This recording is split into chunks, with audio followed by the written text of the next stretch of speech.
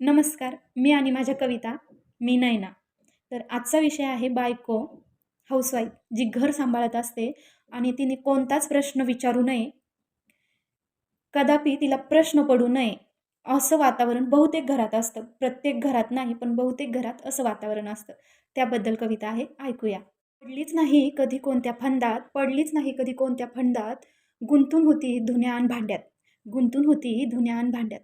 तो दुखावेल म्हणून तिने कधी जाब विचारला नाही, तो दुखावेल म्हणून तिने कधी जाब विचारला नाही आणि याला वाटत राहिलं की हिला जाब विचारायचा हक्कच नाही आणि याला वाटत राहिलं की हिला जाब विचारायचा हक्कच नाही.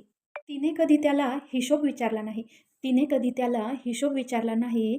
पैशाचा तर नाहीच नाही, अगदी वेळेचाही नाही. पैशाचा तर नाहीच नाही, अगदी वेळेचाही नाही.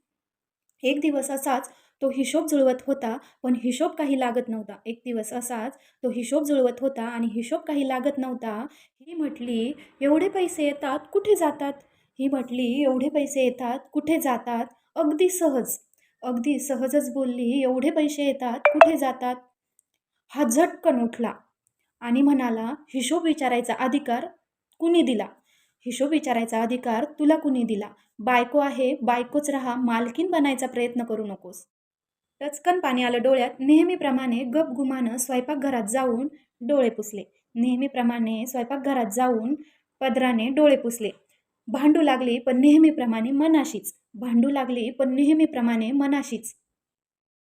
संसार दोघांचा पूर्णत्वास जावा म्हणून ही झुरत होती. संसार दोघांचा पूर्णत्वास जावा म्हणून ही झुरत होती आणि नेहमीप्रमाणे त्याने अर्धांगिनीला अर्धीच ठेवली होती. नेहमीप्रमाणे त्याने अर्धांगिनीला अर्धीच ठेवली होती.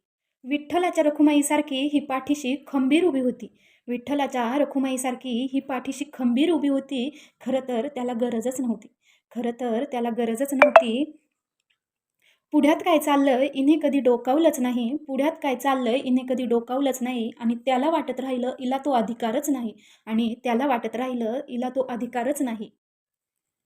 ती वेडी इथेच वेडी ठरली, ती वेडी इथेच वेडी ठरली, पाठ मोऱ्या नवऱ्याला विठ्ठल समजून बसली. ती वेडी इथेच वेडी ठरली, पाठ मोऱ्या नवऱ्याला विठ्ठल समजून बसली. आता तिला प्रश्न पडलाय, आता तिला प्रश्न पडलाय, याने बायकोचा अर्थ काय लावला असेल?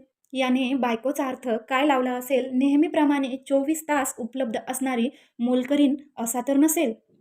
नेहमीप्रमाणे 24 तास उपलब्ध असणारी मोलकरीण असा तर नसेल ना? आवडलं तर नक्की लाईक आणि सबस्क्राईब करा नवनवीन कविता ऐकण्यासाठी.